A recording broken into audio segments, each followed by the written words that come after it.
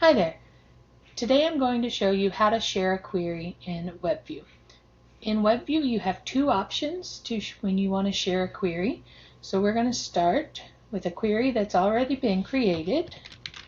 So I'll come here, make sure I'm looking at all categories, find the query I want, go ahead and open it. I'm going to double check it. Yep, it's the right people.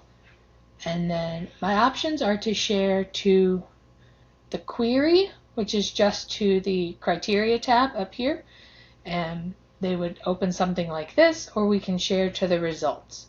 So I'm going to share to the results. It copied a link. I'm going to create a new message.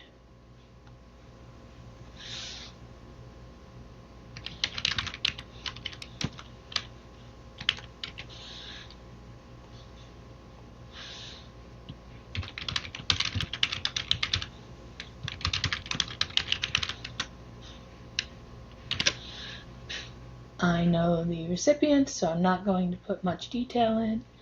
Hit send.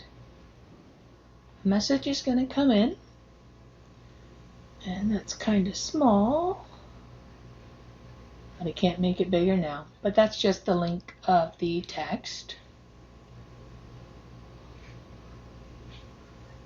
Recipient opens up a new window. The query will run. This is a dynamic query, so it's going to run the freshest results. You'll see all of the information that's been listed there. And it's that simple. That's how you share the results of a query in WebView.